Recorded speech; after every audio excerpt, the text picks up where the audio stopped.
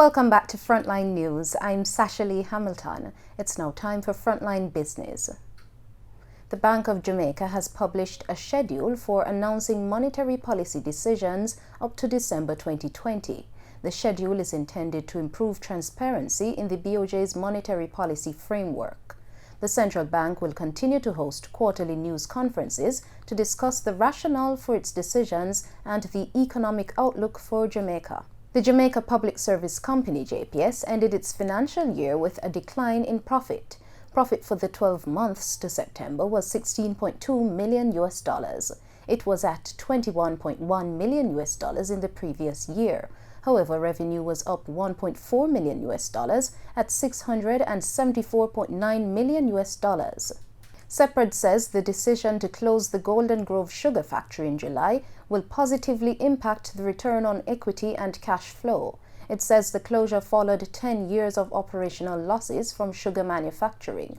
Seprad's financial results for the January to September period show losses from the discontinued operation amounted to $455 million, up from $275 million during the same period last year.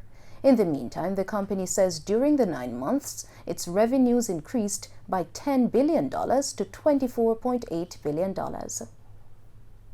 In Monday's trading session, the JSE Combined Index declined by 3,449 points to close at almost 500,000. Overall market activity resulted from trading in 73 stocks, of which 18 advanced, 44 declined, and 11 traded firm. The junior market index declined by 67 points to close at over 3,000. Stocks advanced for Access Financial, Caribbean Dream, Consolidated Bakeries, Epley Caribbean Property Fund, and Fontana Limited. Stocks declined for 1834 Investments, Barita Investments, Berger Paints Jamaica, Blue Power Group, and Cargo Handlers Limited. Trading firm were AMG Packaging and Paper, Caribbean Producers, Dolphin Cove, I Create Limited, and Jamaican Teas. Sagicor Select Funds was the volume leader with 12.4 million units, followed by Wigton Wind Farm Limited with close to 7 million units, and Jamaica Broilers Group with over 2 million units. And news in oil. Oil prices eased on Monday, giving up some of last week's gains and edging lower alongside U.S. stocks on uncertainty over a trade deal between the United States and China. Brent crude futures fell $1.15 to trade at $62.15. Meanwhile, U.S. West Texas Intermediate crude fell 89 cents to $56.83 per barrel.